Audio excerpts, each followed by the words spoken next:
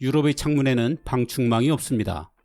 우린 이걸 당연시하지만 영국, 프랑스, 독일, 이탈리아, 스페인, 스위스, 네덜란드, 포르투갈에선 그렇지 않습니다.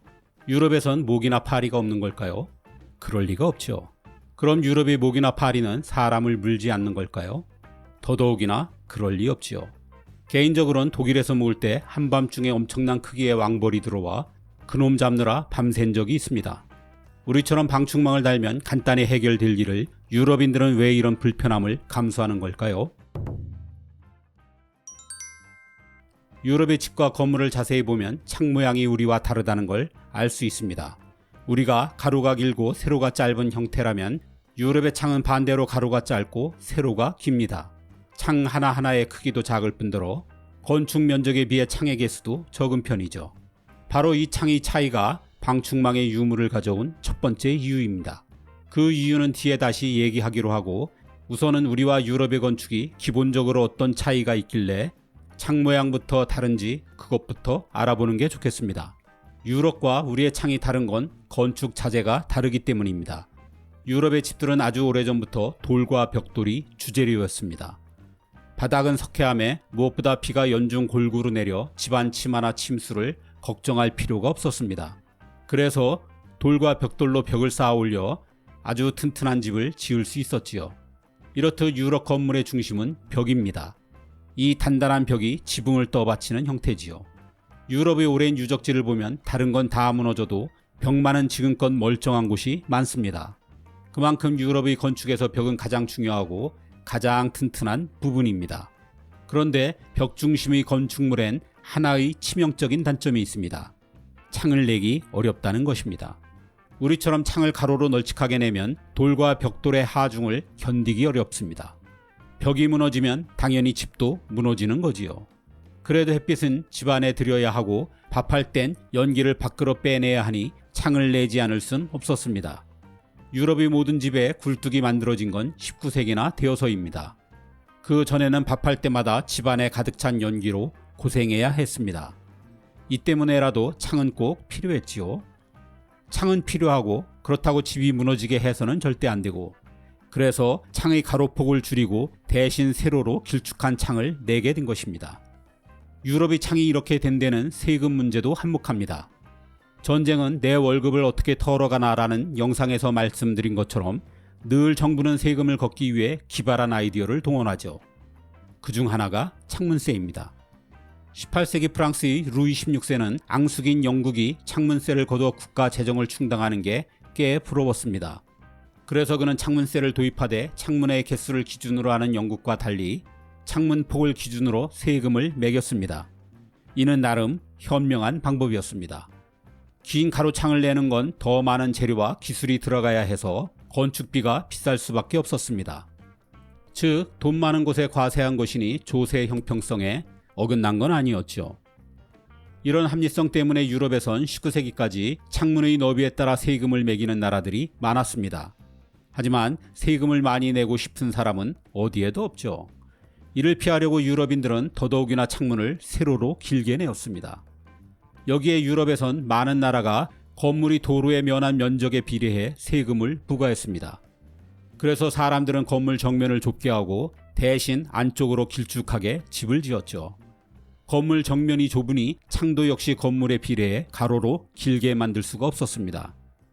반면 우린 유럽에 비해 절대 강수량도 많고 장마 시기에 비가 집중적으로 내리기 때문에 집안도 약할 수밖에 없습니다. 그러니 건축 자재가 가벼워야 하죠. 나무가 선택된 게 바로 이런 이유에서죠. 건물의 무게를 줄이기 위해 벽이 아닌 나무 기둥을 중심으로 집을 만들었죠. 그러다 보니 벽에 창문을 넓게 내는 게 유럽보다 훨씬 쉬웠습니다. 우리나라에선 기둥이 지붕을 떠받치니 벽을 뚫어 창문을 넓게 내도 지붕이 무너질 염려가 적었던 거죠. 한지의 발달로 창문의 무게를 가볍게 할 수도 있었고요. 따라서 우리 건축에선 기둥을 비로부터 잘 보호하는 게 무척 중요했습니다. 기둥이 비에 젖는 걸 최소화하기 위해 처마를 넓게 만들었고 땅에서 올라오는 습기에 기둥이 썩는 걸 막기 위해 주춧돌을 먼저 놓고 그 위에 기둥을 올려놓았죠. 대청마루를 땅에서 높이 띄운 것도 마찬가지 이유고요. 한편 미국이나 캐나다는 유럽의 후손들이 만든 나라임에도 유럽과 달리 우리처럼 주로 나무로 집을 지었습니다. 집안이 약해서가 아니라 유럽인들이 아메리카에 도착했을 때 주변이 나무 천지였기 때문입니다. 쉽게 구할 수 있으니 나무는 가장 저렴하게 집을 지을 수 있는 자재였습니다. 게다가 돌이나 벽돌로 집 짓는 것보다 시간도 훨씬 단축할 수 있었죠. 모든 것이 부족하고 불안정했던 정착 초기엔 이것이 굉장히 중요했습니다. 그래서 미국과 캐나다는 오래전부터 가로로 된 긴 창을 갖고 있습니다. 그에 따라 대부분의 집이 우리처럼 방충망을 갖고 있지요. 그럼 본론으로 돌아와 창문의 넓이와 방충망은 무슨 관계가 있을까요? 우리의 창은 대개 옆으로 여닫는 미석이 창입니다. 반면 유럽은 창의 일부만 안쪽으로 여닫는 틸트 창이 다수죠. 일부는 아래 위로 창문을 여닫는 오르내리기 창이고요. 어쨌든 그 틈새를 비집고 창문 바깥쪽에 방충망을 달아야 하니 그 작업이 어려울 수밖에 없습니다. 업자를 부르자는 인건비 때문에 비용이 상당하죠. 아예 건물 지을 때 방충망을 달아놓으면 좋을 텐데 그것도 쉽지 않습니다. 사실 창이 좁으면 미석이 창을 쓸 이유가 없습니다. 그러지 않아도 좁은 창을 절반만 개폐할 수 있기 때문입니다. 결국 남은 방법은 세로 직사각형 창 전체에 방충망을 다는 것입니다. 유사시에 여닫는 게 불가능한 고정 방충망이죠.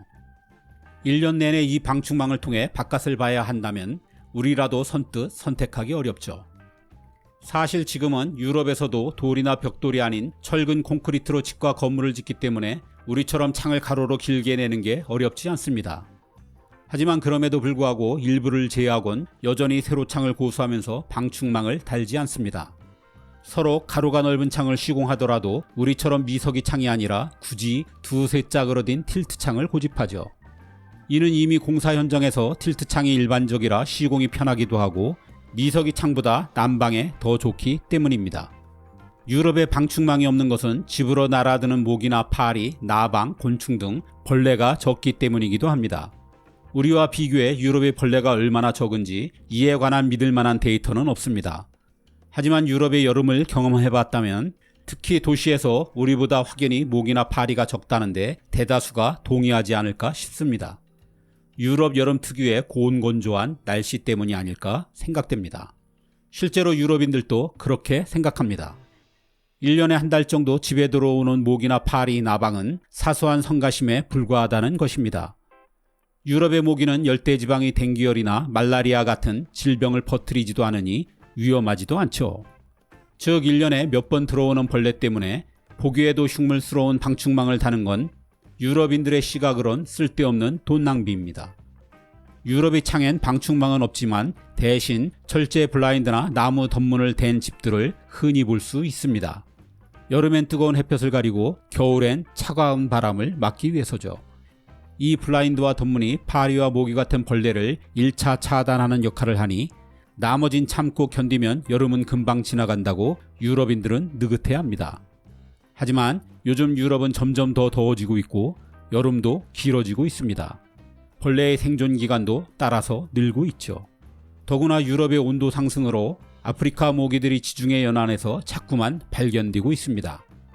댕기열이나 말라리아의 위험성도 따라 높아지고 있죠.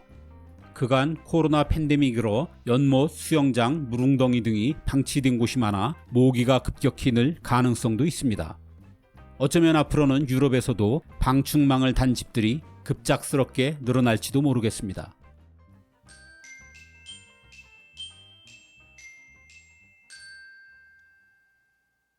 유럽 여행 중 화장실 찾아 산말리를 안 겪어본 사람이 있을까요? 거리는 물론 지하철역조차 대부분 화장실이 없으니 유럽 여행은 곧 화장실과의 전쟁이기도 합니다. 게다가 어렵사리 찾은 화장실은 여지없이 유료입니다. 심지어 커피 마시러 간 카페도 밥 먹으러 간 레스토랑도 쇼핑하러 들어간 백화점도 사용료를 요구하는 곳이 점점 더 많아지니 해도 너무하다는 생각이 듭니다. 이런 불편함은 여행자만 느끼는 게 아닙니다. 현지인들은 코로나 때 폐쇄된 화장실이 여전히 문을 열지 않아 더욱 화장실이 부족하게 됐다고 불만이 대단합니다. 독일 방송국인 MDR의 설문조사에 의하면 무려 80%가 도심에서 화장실 부족이 심각하다고 답하고 있습니다. 특히 생리현상을 참기 어려운 노인과 여성, 어린이들의 어려움은 더욱 큽니다. 화장지가 제공되는 곳은 1유로, 즉 1,400원 정도 내야 하니 경제적 부담감도 만만치 않죠. 부자 나라도 많고 복지도 세계 최고 수준인 유럽은 왜 화장실만큼은 인심이 야박한 걸까요? 우선 유럽인들은 화장실이 없는 환경과 유리화에 익숙하다는 점부터 얘기해야 할 것 같습니다. 19세기 중반까지만 해도 유럽은 도시 전체가 거대한 화장실이나 다름없었습니다. 공중 화장실은 물론 집에도 화장실이 거의 없어서 대낮에도 거리낌 없이 남녀 불문 거리에서 볼일을 보곤 했습니다. 비만 오면 똥물이 강을 이루어 하이힐조차 아무 소용이 없었기 때문에 기부인을 업어 도로를 건너주는 작업도 있을 지경이었습니다. 2층에선 수시로 요강에 담긴 배설물을 거리로 내버렸기 때문에 이를 피하거나 옷을 가리기 위해 우산과 망토가 유행하기도 했습니다. 아이러니한 것은 유럽에서 수세식 화장실의 역사가 매우 길다는 점입니다. 민호화 문명이 꼽혔던 그리스 크레타 섬엔 기원전 2000년경의 수세식 화장실이 뚜렷하게 남아 있습니다. 지금의 좌변기인 돌 의자에 앉아 이를 보면 배수파이프에서 물이 흘러나와 배설물을 씻어냈으니 누가 봐도 완벽한 수세식 화장실이었습니다. 이렇게 냄새 문제가 해결되자 화장실은 실내로 들어오게 됐습니다. 이를 더욱 발전시킨 로마 제국은 정말 완벽한 화장실 문명국이었습니다. 도시에 설비된 상하수들을 이용해 각 가정의 화장실까지 수세식으로 만든 것입니다. 4세기의 로마 시내엔 무려 400여 개의 공중 화장실까지 두었습니다. 그런데 로마가 망하면서 화장실 문명이 중세 유럽에서 뚝 끊기고 말았습니다. 기독교가 지배 이념이 되면서 육체가 원하는 모든 욕구를 억제해야 한다는 금욕주의가 강요되면서부터입니다. 졸지의 로마의 목욕 문화는 알몸이 정욕을 불러일으킬 수 있다고 하여 제약시되었습니다. 이는 유럽의 청결과 위생에 급속한 쇠퇴를 가져왔습니다. 심지어 목욕이 건강에 좋지 않다는 중세의학이 상황을 더 악화시켰습니다. 이후 목욕을 멀리한 유럽인들의 몸에선 심한 악취를 풍겼고 이를 가리기 위해 향수가 나왔지만 매해 발생하는 전염병을 피할 수는 없었습니다. 유럽의 목욕이 없어지자 실내 화장실도 사라져갔습니다. 16세기 초의 종교혁명이 결정타였습니다. 구교와 신교 간의 일종의 선명성 경쟁이 벌어지면서 유럽인들은 몸에 물이 닿는 것조차 꺼리게 되었습니다. 그렇게 되면서 가정은 물론 궁전까지 화장실의 자취를 감추게 되었고 곧 유럽의 도시들은 오물천지가 되어갔습니다. 방이 700여 개나 있고 왕과 귀족 등 5천여 명이 모여 살던 프랑스의 베르사유 궁전에 화장실이 하나 없던 것도 이런 이유가 한몫했죠. 유럽의 화장실 유리화도 오래되었습니다.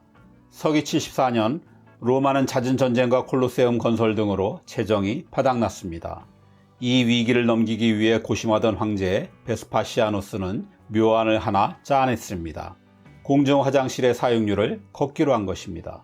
동시에 황제는 화장실 외의 곳에서 볼일을 보는 사람에게는 벌금을 아주 무겁게 해 이중으로 세금을 걷었습니다. 이에 많은 로마인이 냄새나는 화장실 유리화는 황제답지 않은 처사라고 비난하자 돈은 냄새가 나지 않는다고 반박했습니다. 영어 토일렛도 화장실의 유리화에서 나온 단어입니다.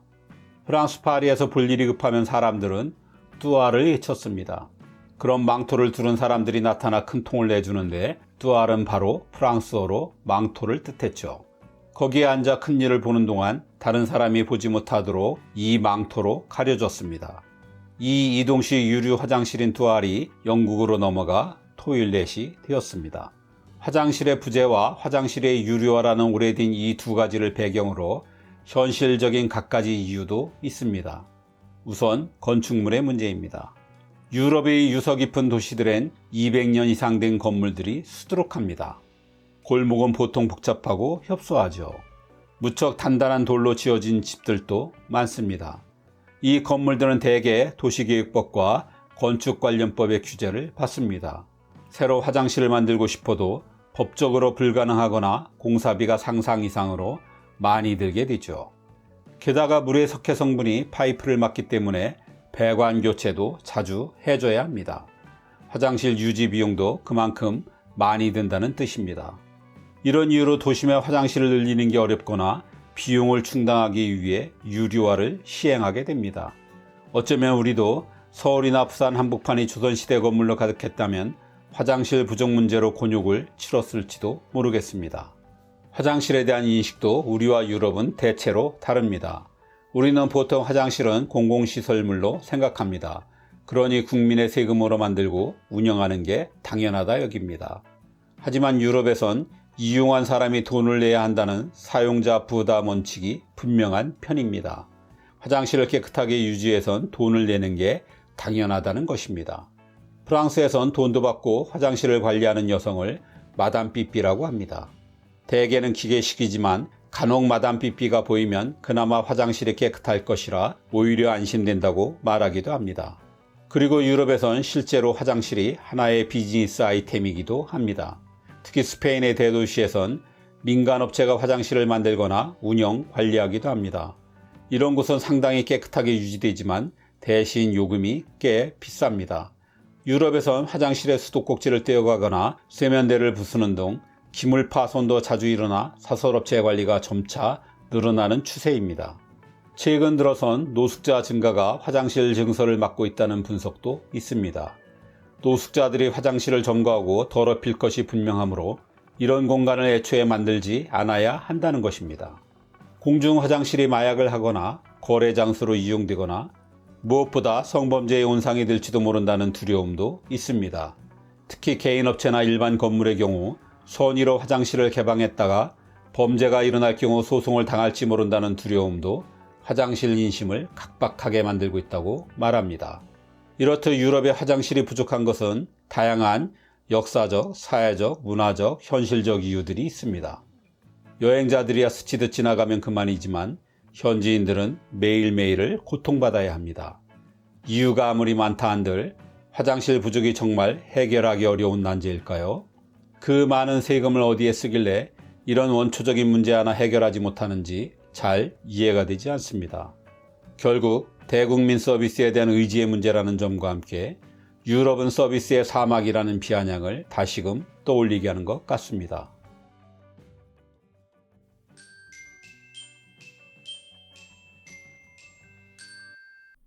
술은 누가 만들었을까요? 그리스 로마에선 포도주의 신인 디오니소스라 하고 이집트에선 죽음의 신인 오시리스가, 성경에선 하느님이 노아의 방주 주인공인 노아에게 가르쳐 주었다고 합니다. 프랑스의 문어 빅토르 위고는 역시 휴머니스트답게 이의 반론을 제기하며 물은 신이 만들었지만 술만큼은 인간이 만들었다고 했죠. 하지만 요즘 연구에 의하면 술은 신도 인간도 아닌 원숭이가 맨 처음 만들었을 가능성이 제일 큽니다. 움푹 팬 바위에 원숭이가 숨겨놓은 과일이 발효된 것을 우연히 인간이 맛보게 되고 이것이 술로 발전했다는 설이죠. 이후 술은 선사시대 이래 거의 모든 곳에서 인간과 희로애락을 함께 해왔습니다. 물론 몇몇 예외 지역은 있죠. 에스키모인들이 사는 알래스카나 아메리카 인디언들과 호주의 원주민인 애버리진이 살던 건조 지역 같은 곳 말입니다. 자연 발효가 일어날 수 없는 극한의 환경을 가진 곳들이죠. 어쨌든 수많은 사람이 각기 다른 환경 속에서 오랜 세월 술을 마셔왔으니 다양한 술 문화가 만들어지는 건 당연하다 하겠습니다. 이에 관해 가장 특징적인 것 중에 하나가 술과 함께하는 안주죠. 동양, 엄밀히 말하자면 한국, 중국, 일본의 동북아시아지만 서양과 대비상 동양이라고 그냥 칭하겠습니다. 암튼 이곳에선 안주 없는 술은 상상하기 어렵죠. 반면 대부분의 서구권에선 아예 안주라는 개념이 없어서 대개는 그냥 술만 들이킵니다. 왜 이런 차이가 생긴 걸까요? 술은 고대 사회 어디든 제사 의식에서 사용되던 성스러운 음료였습니다. 원래는 제물로 고기와 피가 주로 바쳐졌죠. 그러던 게 사회, 경제, 문화적으로 인류의 발전이 거듭되면서 제물의 성격이 바뀌어 갔습니다.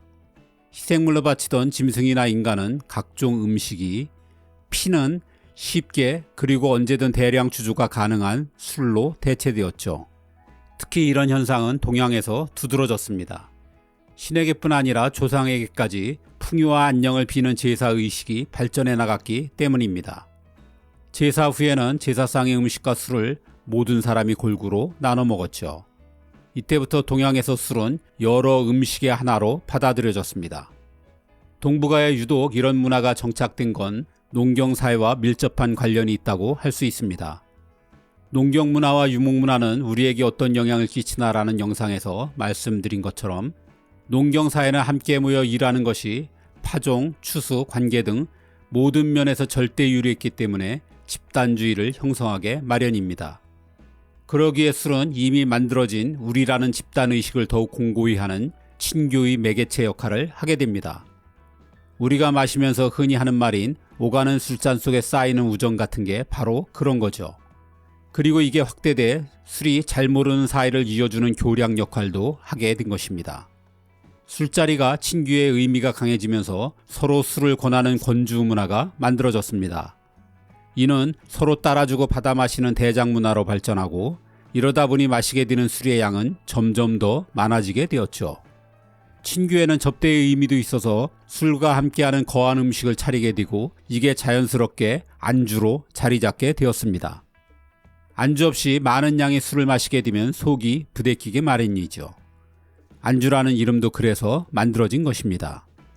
안주에서 한문 누를 안자는 안마를 생각하면 되겠습니다. 즉 술과 함께 음식을 먹음으로써 술 기운을 지그시 누른다는 뜻입니다. 술이 음식의 일종이고 한자리서 많은 양을 마시다 보니 서양과 달리 동양의 술은 알코올 도수가 훨씬 약한 편입니다. 곡주나 과일주 등 발효주가 많은 편이죠. 물론 중국의 독주들이 꽤 있기는 하지만 한중일이 대체적으로 그렇다는 것입니다. 또한 동양에서 술은 강력한 비언어적 커뮤니케이션의 기능을 하기도 합니다. 즉 술자리에 초대된다는 것은 한 조직의 일원으로 받아들여진다는 뜻이고 그 반대는 조직에서 배제된다는 뜻입니다. 술이 갖는 이런 강력한 비언어적 뜻을 알기에 직장인들의 회식 자리를 마냥 피할 수만은 없는 거죠. 그렇다면 서양은 어떨까요? 물론 서양에서 안주가 전혀 없다고는 할 수 없습니다. 특히 외국 관광객이 많이 찾는 런던이나 파리, 로마 같은 대도시의 술집에선 간단한 과자나 감자튀김, 견과류 등을 내주기도 합니다. 스페인의 핀초스처럼 간단히 집어먹을 수 있는 여러 핑거푸드도 있고요. 시간이 오래 걸리는 홈파티 등에선 술과 함께 샌드위치나 핫윙 같은 간단한 음식이 차려지기도 합니다. 하지만 유럽의 펍이나 주점에선 술만 파는 게 보통이죠. 특히 위스키, 꼬냑, 스카치 같은 독한 술일수록 더 깡술로 마십니다. 안주가 나오더라도 동양의 푸짐한 요리하고는 거리가 한참 멉니다. 실제로 안주라는 단어를 영어로 검색해보면 마땅한 단어가 없습니다. 기껏해야 스낵, 사이드 디쉬 정도인데 우리가 생각하는 안주하고는 역시 딱 맞지 않습니다. 이렇게 단어가 없다는 건 서양의 안주라는 개념 자체가 없다는 뜻입니다. 보통 동양에선 술이 음식의 하나지만 서양에선 기호식품이라고 합니다. 그런데 서양에서도 음식과 함께 발달한 술이 있습니다. 바로 포도주와 맥주입니다. 동양처럼 알코올 도수가 약한 발효주들이죠. 하지만 동서양의 술은 태생부터 용도가 달랐습니다. 석회수는 유럽 대부분 나라의 고민입니다. 석회질이 가득한 이물을 그냥 마실 수 없었기에 맥주가 만들어졌죠. 맥주는 이뇨 작용으로 인해 석회질이 몸 안에서 쉽게 배출될 수 있도록 도와줍니다. 맥주가 서민의 음료수라면 포도주는 귀족의 음료수였습니다. 와인은 순수하게 포도로만 발효시켜 만든 술이기 때문에 석회질이 들어갈 여지가 없습니다. 포도주는 벽돌처럼 딱딱한 빵을 부드럽게 적시 먹기 위한 용도로도 사용되었습니다. 이렇듯 맥주와 포도주는 술이 아닌 물의 대용품이니 안주와 함께 마실 필요가 없습니다. 즉 맥주와 포도주는 반주로 식사와 함께 먹는지라 따로 안주를 준비하는 문화 자체가 생길 여지가 없었던 셈입니다. 맥주와 포도주가 음료수라면 유럽에서 비로소 술 대접을 제대로 받은 건 위스키, 꼬냑 같은 증류주였습니다. 유럽에서 증류주의 역사는 술 전체의 역사에 비해선 무척 짧습니다. 증류하는 기술 자체가 십자군 전쟁 와중에 이슬람 세계로부터 배워온 것이죠.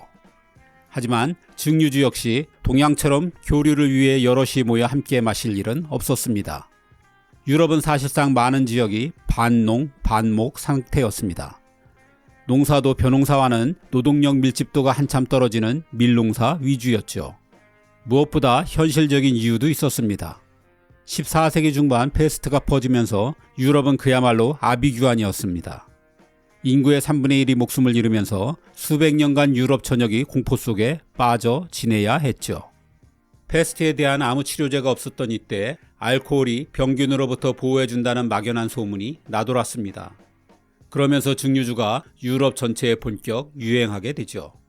전염병의 특성상 모임을 회피했기 때문에 증류주 역시 혼자 조용히 즐기는 술이 되어갔습니다. 혼자 이 독한 술을 아무 데서나 한두 잔만 하면 되었기 때문에 증류주 역시 안주가 필요 없었죠. 이후 증류주는 발전을 거듭하면서 개인의 취향에 따라 알코올 도수와 향을 선택해 마실 수 있는 기호식품이 되었습니다. 위스키와 곤약은 이처럼 향을 함께 즐기는 술이죠. 그래서 서양인들은 안주를 함께 먹으면 향이 지워져 오히려 피하는 게 낫다고 말하기도 합니다. 유럽이 펍에 가면 서서 돌아다니며 술을 마시는 사람들이 제법 많습니다. TMI지만 이건 유럽에 안주가 없어서 가능한 술 문화 중 하나입니다. 개인적으로는 유럽의 술집들은 안주 없이 술만 팔아서 어떻게 운영이 가능한지 궁금합니다. 그것도 많은 사람이 겨우 맥주 한 잔 놓고 한두 시간씩 떠드는데 말입니다. 이에 관한 자료는 없더군요. 혹시 아는 분 계시면 댓글로 좀 알려주세요.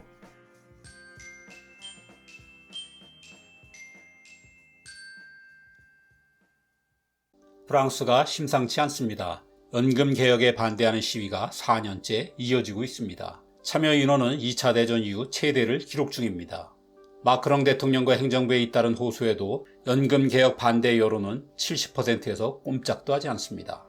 프랑스에선 시위가 일상사입니다.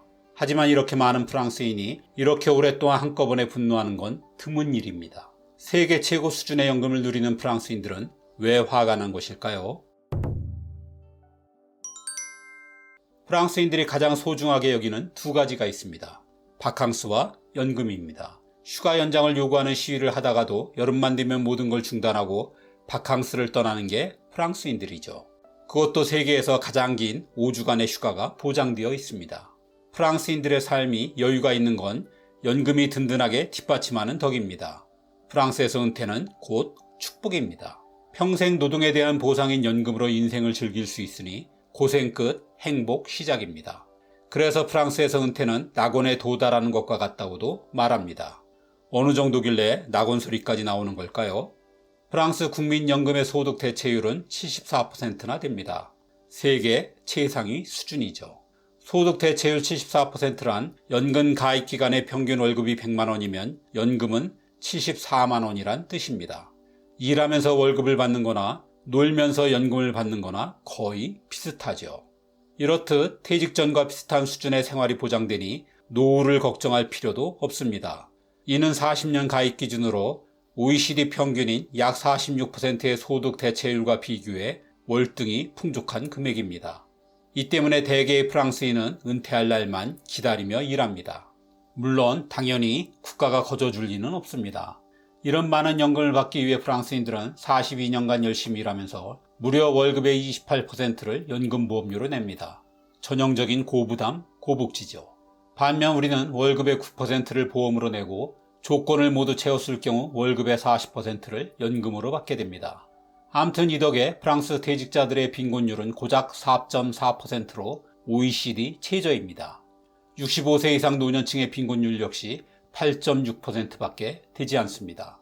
이는 OECD 평균의 거의 절반이고 유럽에서 가장 부유하다는 독일의 20%에 비해서도 놀라운 수치입니다. 우린 거의 40%에 가까우니 아예 비교 대상도 안 됩니다. 게다가 프랑스인들은 이 연금을 62세에 정년 퇴직하자마자 바로 받습니다. 반면 우리는 60세에 은퇴해 5년 뒤인 65세나 되어야 연금을 받게 되죠. 그러니 프랑스에선 이런 공백에서 오는 가난의 공포도 없습니다. 이 정도면 낙원까지는 아닐지 몰라도 인생의 4분의 1 이상인 은퇴 생활을 안정적으로 누릴 수 있음은 분명합니다. 그런데 마크롱 대통령은 프랑스인들이 자랑스러워하는 이 연금 제도를 손보려고 합니다. 이유는 예견된 재정 적자 때문입니다. 이대로 나가면 2030년에는 약 18조 원의 재정 적자가 발생하고 이후 계속 확대된다는 점을 우려하는 것이죠. 이는 노령 인구는 늘고 신생아는 주는 대부분의 나라에서 일어날 외길 수순이기도 합니다. 개혁의 핵심은 세 가지입니다. 첫째는 42개로 나눠진 직군별 연금 제도를 하나로 통합해 일부에 적용되던 특별연금 제도를 없애겠다는 것입니다. 둘째는 42년간 내던 연금을 1년 더 내라는 것이고, 셋째는 연금을 받을 수 있는 나이를 62세에서 64세로 2년 늦추자는 것입니다. 한마디로 더 오래 더 많이 일하고 낙원에는 좀 더 늦게 가라는 것입니다. 전통적으로 정치가들의 말을 믿지 않는 프랑스인들은 장기 시위를 통해 이를 조목조목 반박하고 있습니다. 프랑스의 연금 제도가 여러 개의 직군으로 나뉜 건 힘든 일을 하는 사람들을 배려해 좀 더 일찍 은퇴할 수 있도록 하기 위해서입니다. 야간 근무가 잦은 공공부문 근로자, 공기가 오염된 지하에서 장기간 일하는 지하철 노동자, 위험한 임무를 수행하는 군인들이 그런 직군들이죠. 이들의 불만은 간단합니다. 쓰러질 때까지 일하라는 건 프랑스가 추구하는 품위 있는 삶이 아니다라는 것입니다. 특히 마크롱의 개혁안이 저소득층들에게 더 불리하다는 건 공통적으로 꼽히는 문제점입니다. 근속이 어려운 육체 노동자들의 경우 근무에서 43년을 채우려면 60대 말까지 일해야 하는데 이건 너무 불공정하고 가혹하다는 거죠. 더구나 육체 노동자들은 나이가 들면 일을 하고 싶어도 고용해 주는 곳이 없다는 현실을 마크롱 정부가 몰라도 너무 모른다는 불만입니다. 프랑스인들은 재정 적자도 정부가 위기를 과장하는 것으로 의심하고 있습니다. 2030년까지 베이비붐 세대의 은퇴로 일시 적자를 볼 수 있지만 이후 연금 수령자가 급격히 줄기 때문에 굳이 정년 연장 같은 극단적인 방법을 쓸 필요가 없다는 주장입니다. 이런 상황에서 마크롱이 단행한 수십조 원의 부자 감세가 불에 기름을 부은 격이 되었죠. 무엇보다 프랑스인들이 화가 난 건 마크롱의 연금 개혁안이 프랑스의 정체성을 무시하는 거라고 생각하기 때문입니다. 이 연금 제도에 대한 프랑스인들의 자부심과 애착은 상상 이상으로 무척 강합니다. 더구나 거저 주어진 게 아니라 많은 희생을 통해 시민 스스로 쟁취해낸 결과물이라 일종의 국민적 프라이드가 되었죠. 거기엔 어려웠던 시절 연금으로 국민이 하나 돼 국난을 극복했던 경험이 한몫합니다. 프랑스에 지금과 같은 사회보장제도가 도입된 건 1945년입니다. 2차 세계대전으로 모든 것이 망가졌던 프랑스 최악의 시절이었습니다. 모두가 힘들었지만 특히 노동력을 상실한 노인 세대의 어려움이 가장 컸습니다. 이에 프랑스인들은 노동자와 고용주 모두가 나서 직업과 소득에 상관없이 노인을 위한 연금을 부담하였습니다. 이 덕에 프랑스는 전후 분열된 사회를 하나로 통합할 수 있었습니다. 덤으로 미국도 갖지 못한 세계 최고의 보장 제도를 만들었다는 국가적 자부심도 프랑스가 제기하는 데 큰 힘이 됐죠. 이런 성공적인 경험으로 인해 프랑스에서 연금은 세대 간 연대의 상징이기도 합니다. 보통 연금 문제라면 경제적 이해관계로 세대 간 갈등이 벌어지는 여타 나라들과는 상당히 다르죠. 그래서 연금개혁 반대 시위엔 10대들도 이미 연금을 받는 노년층들도 상당수 참석합니다. 10대들은 미래 세대를 핑계 삼아 삶의 질을 결정하는 연금을 함부로 건드리지 말라는 것이고, 노년 세대는 이 좋은 제도를 후손들도 누릴 수 있게 물려줘야 한다는 것이죠.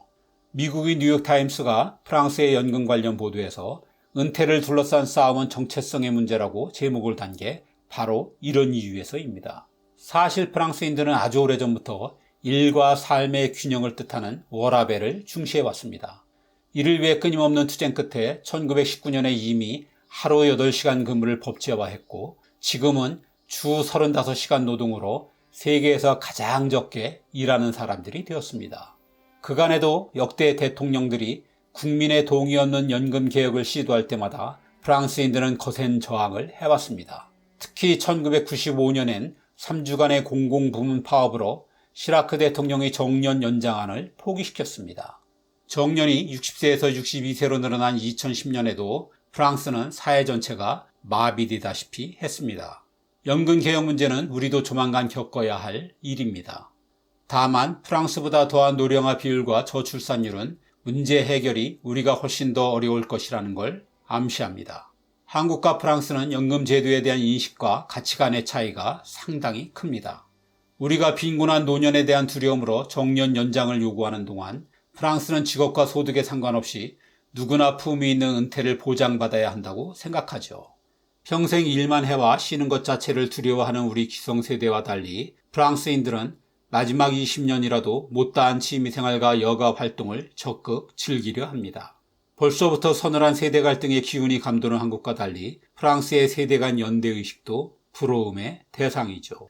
이런 걸 보면 우리와 프랑스는 경제적인 수치는 많이 따라갔을지 모르지만 삶의 질이란 측면에선 여전히 갈 길이 많이 남았다는 생각이 듭니다.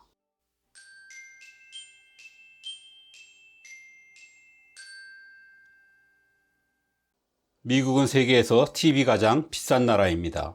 동전 몇 개로 시작된 팁은 기본이 20%가 되더니 이젠 공공연히 30%를 요구하는 곳들도 있습니다. 심지어 서빙이라 할 만한 것도 없는 스타벅스마저 팁을 달라 하니 요즘 미국인들의 부담감과 불만이 이만저만이 아닙니다.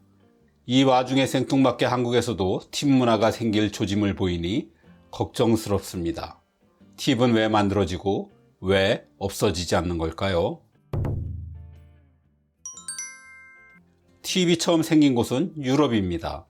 정확한 기원에 대해선 견해가 엇갈리지만 16, 7세기에 이런 비슷한 문화가 유럽 곳곳에 있었습니다.